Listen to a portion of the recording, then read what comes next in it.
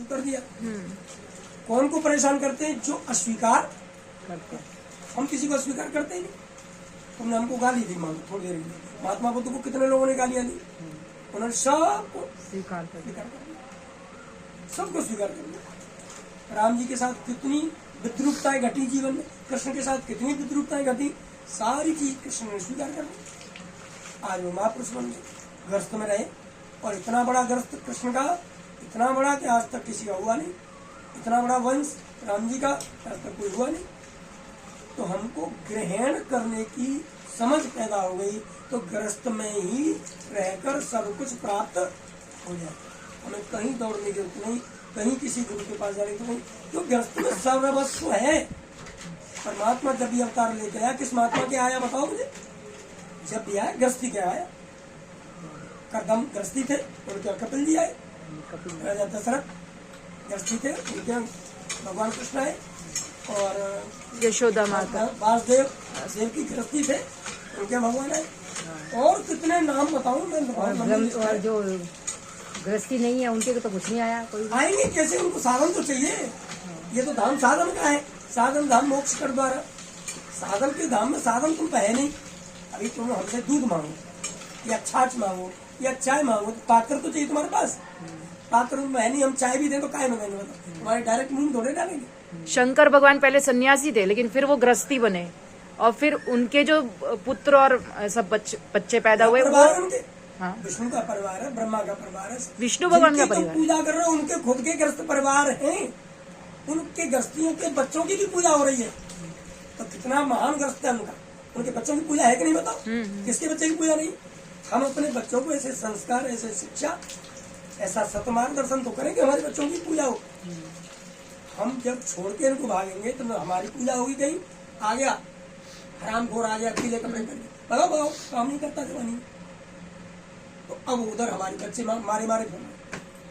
ग्रस्त से बड़ा दुनिया में कोई ऐसा सुंदर स्थान नहीं है जहाँ बैठ के आप जो चाहो सो न पा सको, लेकिन उसका तौर तरीका सीखो, उसकी ट्रेनिंग लो पूरे मन से। जैसे स्कूल में पढ़ते हो ना, इससे बड़ा कौन सा स्कूल है ग्रस्त से बड़ा बताओ?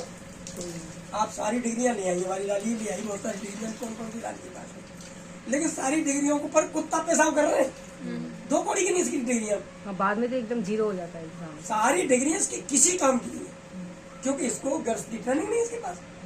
अगर वो ट्रेनिंग होती तो इसे किसी डिग्री की जरूरत नहीं है, बिना डिग्रियों के ही। बताओ, मैं कितनी बताऊं आपको, पुरानी बताऊं। जब सीता जी अत्रि ऋषि के आश्रम में गई है, तो वहाँ कौन मिली? अत्रि की पत्नी, क्या नाम था? अनुसुईया। सुना नहीं सुना? हाँ। अनुसुईया के पद कहे सीता, मिली बहोर पुनीत पुनीता।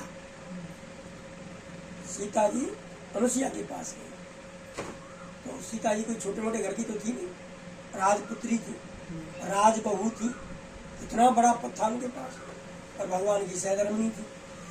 उन्होंने भी जाके उस महात्मा की पत्नी के चरणों को दबाया, और किस भाव से दबाया? पुनीता, पवित्र भाव से। कोई ड्रामा नहीं किया। आजकल कोई बहू आती है और सास के पैर, हाँ, तो वो तो ड्रामा करती है, और उसको तो जायदाद लेनी होती है, उसको सब लेना है। उसके सास के पैर दबाऊंगी तो ये सब मिलेगा, मुझे मेरे को मिल जाएगा, करती ही है ना।